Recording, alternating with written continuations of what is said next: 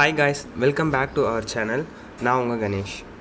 இந்த வீடியோவில் என்ன பார்க்க போகிறோன்னா மெத்தட் ஆஃப் ப்ரிப்பரேஷன் ஆஃப் சப்போஸ்டரிஸை ப்ரிப்பேர் பண்ணுற மெத்தட்ஸை பற்றி பார்ப்போம். ஜென்ரலாக சப்போஸ்டரி மொத்தம் த்ரீ மெத்தட்ஸில் வந்து ப்ரிப்பேர் பண்ணுறோம். ஒன்று வந்து ரோலிங் மெத்தட், செகண்ட் வந்து ஹாட் ப்ராசஸ், தேர்ட் வந்து cold compression method. First rolling மெத்தடுங்கிறது ஒரு ஏஷியன் மெத்தட். இதில் வந்து பார்த்திங்கன்னா நமக்கு தேவையான ஷேப்பை நம்ம ஹேண்ட் மூலியமாகவே சப்போஸ்டரி பேஸ் கூட இன்ஃப்யூஸ் பண்ணி ரோல் பண்ணிக்கிறது. இது வந்து இப்போ இருக்க டேஸில் வந்து யூஸ் பண்ணல. ஸோ இதுதான் வந்து பார்த்திங்கன்னா ரோலிங் மெத்தடான இன்ஃபர்மேஷன். நெக்ஸ்ட்டு வந்து hot process or fusion method. Suppository பேஸை வந்து மெல்ட் பண்ணி அதை மெடிக்கமெண்ட் கூட இன்ஃப்யூஸ் பண்ணி இல்லைனா இன்கார்பரேட் பண்ணி நம்மளுடைய மவுல்டுனா அச்சு அதில் வந்து ஃபில் பண்ணிடுறோம். இது வந்து பார்த்திங்கன்னா ஹாட் ப்ராசஸ். இதுக்கு இன்னொரு பேர் இருக்குது, அது வந்து ஃபியூஷன் மெத்தட். அதுக்கப்புறமா அந்த மவுல்டில் போட்டதுக்கப்புறமா நம்மளுடைய சப்போஸ்டரி வந்து கூலாகி சப்போஸ்டரியாக ஃபார்ம் ஆகும். அதுக்கப்புறம் அந்த மவுல்டு வந்து ரிமூவ் பண்ணிடுறோம். சரி, இதில் என்னென்ன ஸ்டெப்ஸ் இன்வால்வ் ஆகிருக்குன்னு கேட்டிங்கன்னா suppository mould, lubrication of mould, calibration of mould, displacement value, அப்புறமா ப்ரிப்ரேஷன் ஆஃப் சப்போஸ்டரி.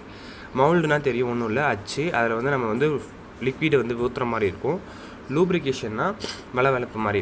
ஸோ அந்த மவுல்டு வந்து வளவளப்பாக இருந்தால் தான் கூலிங்காக இருந்ததுக்கப்புறம் நம்மளுக்கு வந்து எடுக்கிறது ஈஸியாக இருக்கும். கேலிப்ரேஷன்னா நம்ம வந்து ஒரு comparing the unknown with reference standard known value.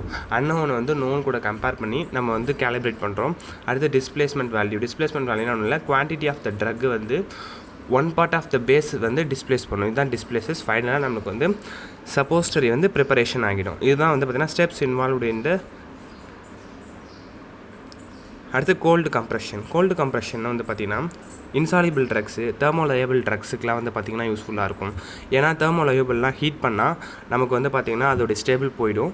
So இதுக்காக நம்ம வந்து ஹீட் அண்ட் ஸ்டிர்ரிங் வந்து மெடிக்கமெண்ட் இது வந்து தேவை கிடையாது.